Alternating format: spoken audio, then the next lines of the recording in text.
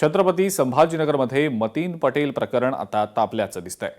घरावर दिलेल्या मुदतीत कागदपत्र सादर करणं गरजेचं असून समाधानकारक उत्तर सादर न केल्यास कारवाई होणार असल्याची प्रतिक्रिया महापौर समीर राजूरकर यांनी दिलेली आहे।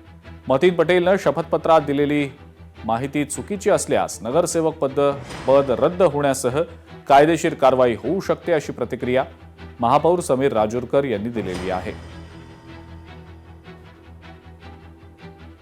ही महानगरपालिकेची नेहमीची प्रक्रिया असते। तर जिथं निदा खानला ठेवलं होतं तर त्या घरावरती त्या घराची परवानगी आहे का, त्याची गुंठेवारी भरलेली आहे का, या संदर्भातली 3 दिवसाची खुलासा करण्याची कागदपत्र सादर करण्याची नोटीस आमच्या अतिक्रमण विभागाने दिलेली आहे आणि त्या नोटीसचं उत्तर आल्यानंतर आम्ही त्याच्यावरती कारवाई करू। महाराष्ट्र महानगरपालिका कायद्यामध्ये 10(1) नुसार जर सदस्यानं अनधिकृत बांधकाम केलं असेल तर त्यावरती नगरसेवक पद रद्द होण्याची कारवाई होते। मग त्यांनी किंवा त्याच्या कुटुंबियांनी किंवा पत्नीनं जर असं कोणतंही अनधिकृत बांधकाम केलं असेल तर त्याच्यावर कारवाई होते। प्रशासन त्या विषयामध्ये कारवाई करेलच। नाशिक म्हाडा घोटाळा प्रकरणामध्ये आरोपींना आता 2 दिवसांची पोलीस कोठडी देण्यात आलेली आहे। बिपिन काजळे आणि कल्पेश पाटील यांना पोलीस कोठडी दिली गेलेली आहे। आर्थिक दुर्बल घटकांसाठी राखीव 20% कोट्यात बनावट कागदपत्रांचा वापर करत शासनाची फसवणूक केली असून शहरातील आणखी काही विकासक सुद्धा आता तपास यंत्रणेच्या रडारवर आलेले आहेत।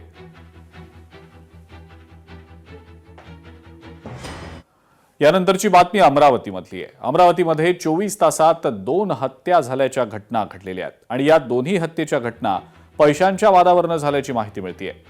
हत्या प्रकरणातल्या आरोपींना पोलिसांनी ताब्यातही घेतलंय।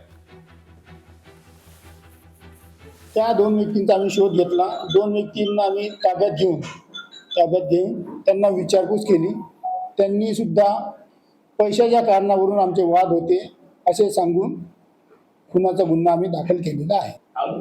आरोपी आमच्याकडे 2 आहेत, 2 ताब्यात घेतलेले आहेत।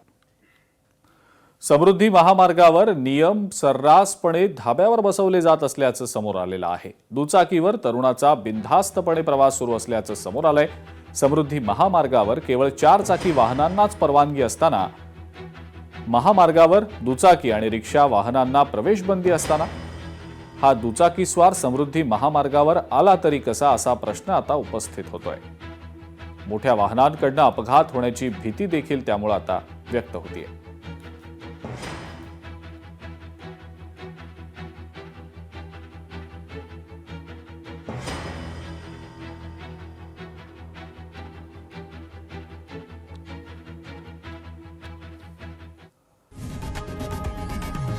लोकशाही मराठी ऐका, पहा, जागरूक रहा।